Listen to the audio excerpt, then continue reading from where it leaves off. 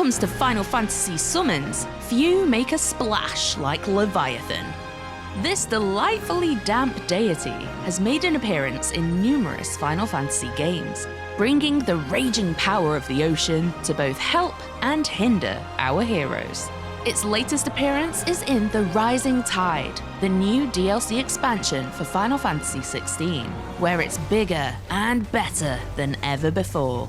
Not only do you get to face off against this awe-inspiring icon directly, you'll also get to wield its powers yourself. And water thrill, that is. Anyway, how did we get here? Let's take a look at some of Leviathan's previous appearances in the series. Technically, Leviathan's first appearance in the series wasn't as a summon, it was as a dungeon. At one point in the game, our heroes are gobbled up by this sea-dwelling serpent and must explore its innards to escape. Ugh. Rest assured, future appearances were decidedly less gross. It was Final Fantasy III that introduced summons to the series for the first time. These powerful, magical marvels could be called to aid you in battle, and Leviathan was on hand to lend its support. When summoned, it unleashes a powerful area of effect attack that leaves your enemies damaged and, we have to assume, uncomfortably soggy. Leviathan gets quite the promotion in Final Fantasy IV. He's not just a summon, or eidolons as they're called here, he is their king. He plays a big role in the story, as he breaks apart the party in order to help protect and train the young summoner Rydia. Later on, if you defeat him in battle, you can call on his power to unleash a tsunami of pain. Leviathan appears as a summon in Final Fantasy V and VI, but it makes a huge splash in Final Fantasy VII.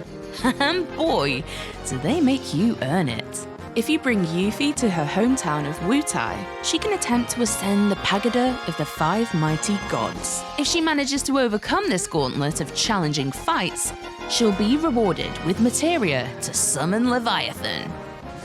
In Final Fantasy VII Remake, you can earn Leviathan's summon materia by defeating the Lord of All Seas in Chadley's VR combat simulator. As befits a summon of this stature, it's a tough battle that will really test your skills.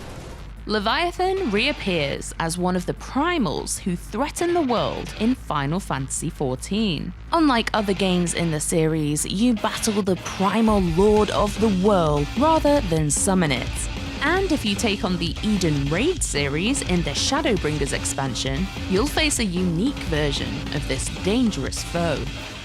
In Final Fantasy XV, Leviathan is a colossal sea serpent who slumbers under the city of Altissia.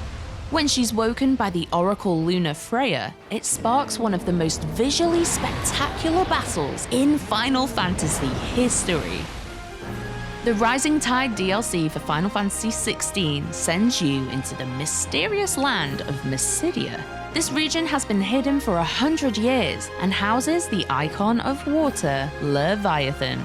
In this new story, you'll uncover the secrets of this long-lost icon, take it on in battle, and even claim its powers to use yourself. Those were just a few versions of Leviathan throughout the Final Fantasy series, and things are getting wetter and wilder than ever in the Rising Tide. Are you planning on exploring Mysidia and taking on the drenched deity for yourself? Let us know in the comments.